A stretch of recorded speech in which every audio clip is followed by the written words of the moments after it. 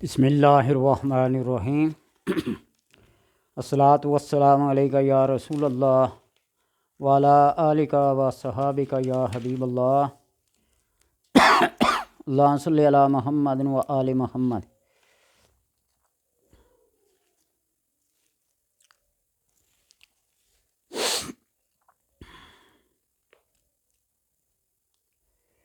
یہ جو عمل آپ کی خدمت میں پیش کر رہا ہوں نہایت ہی مجرب اور عالی شان عمل ہے۔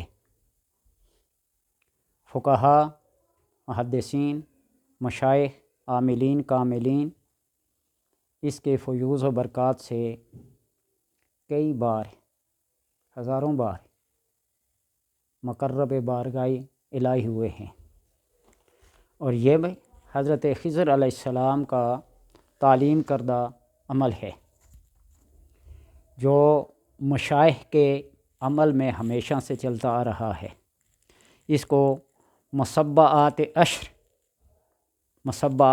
عشر کہا جاتا ہے، اور یہ حضرت خضر علیہ السلام سے منقول ہے جو انہیں حضرت ابراہیم تمیمی کو ہدیہ دیا اور کہا یہ ہدیہ ہے امت محمد صلی اللہ علیہ وسلم کے لیے، ان میں سے جو کوئی پڑھے گا جملہ آفات سے محفوظ رہے گا اور 2 جہاں کی نیکیاں پائے گا، اور 10 موکل اس کے مال کی حفاظت کریں گے۔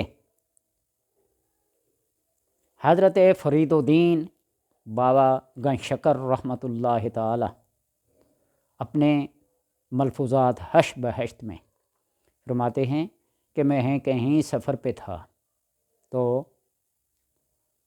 ڈاکوؤں نے حملہ کیا، مال و اسباب کو لوٹنا چاہا، اور جو ہی انہوں نے حملہ کیا تو 10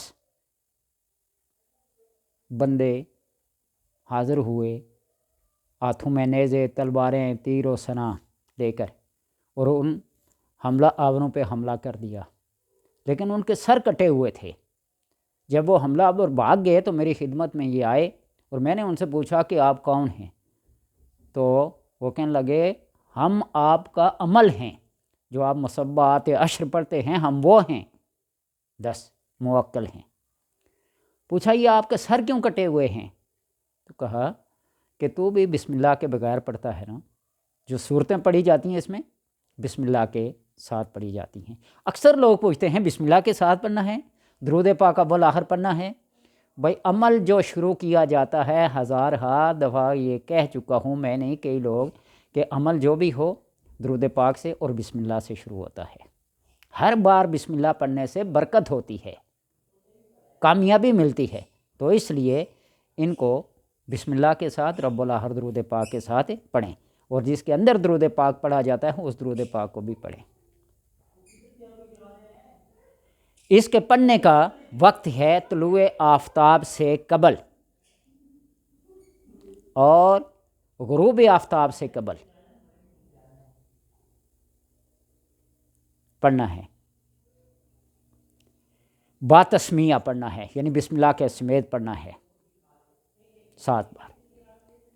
پہلے سورہ فاتحہ، پھر 4 کل جو ہیں ان کو پڑھیں، لیکن آج میں جس ترتیب کے ساتھ بتا رہا ہوں وہ ترتیب اس طرح کی ہے کہ سورہ فاتحہ پڑھیں، پھر سورہ الناس پڑھیں، اور پھر سورہ فلق پڑھیں، پھر سورہ اخلاص پڑھیں، اور پھر سورہ کافرون پڑھیں۔ 4 کل میں سے پہلے سورہ قل اعوذ برب الناس، پھر قل اعوذ برب الفلق، پھر قل هو اللہ احد، اور پھر قل یا ایھا الکافرون، اس ترتیب سے پڑھنا ہے، ٹھیک ہے؟ اور پھر آیت الکرسی کو پڑھنا ہے۔ پہلے جو ترتیب بتائی تھی، ہر ترتیب میں اپنا ایک علیحدہ کمال ہے۔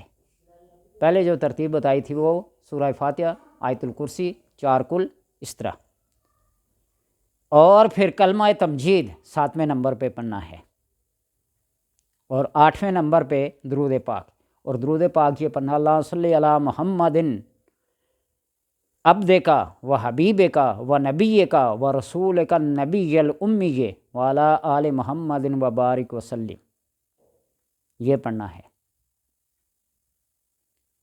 اور پھر 9ویں نمبر پر پڑھنا ہے اللہم اغفر لجمیع المؤمنین والمؤمنات والمسلمین والمسلمات الاحیاء منہم والاموات انک مجیب الدعوات یا رافع الدرجات یا قاضی الحاجات برحمتک یا ارحم الراحمین۔ اور اس کے پڑھنے میں یہ بات بھی یاد رکھیں، اللہم اغفر، جب یہ پڑھیں گے نا، یہ امر کا صیغہ ہے، سب اس میں شامل ہو جائیں گے، لجمیع المؤمنین والمؤمنات۔ اور بعض لوگ پڑھیں اللہم اغفر لی ولوالدی وللمؤمنین والمؤمنات، یہ صرف فرد واحد کے لیے، اللہ مجھے بخش، میرے والدین کو اور جمیع مومنین مومنات مسلمین مسلمات کو۔ اور بعض لوگ اس کو جمع کے صیغے، متکلم جمع کے صیغے سے اللہم اغفر لینا، اللہم اغفر لنا لجمیع المؤمنین والمؤمنات اللہم اغفر لنا ولوالدی، تو یوں پڑھتے ہیں۔ تو اس کو مطلق رہنے دے، اللہم اغفر لجمیع المؤمنین والمؤمنات، یہ توضیح میں نے آپ کو بیان کر دی، اللہ کرے سمجھ میں آ جائے۔ یہ پڑھنا ہے۔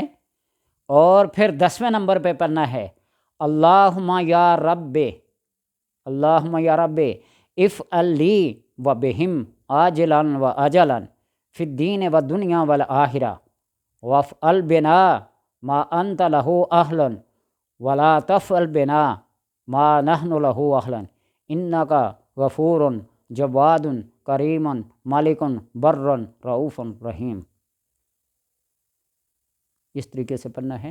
تو اللہ تبارک و تعالی 10 موکلات اس پڑھنے والے کے اوپر مسلط کر دیتے ہیں، بطور حفاظت، بطور معاون، وہ اس کے مال کی، اس کی جان کی، اس کی اولاد کی حفاظت کرتے رہتے ہیں۔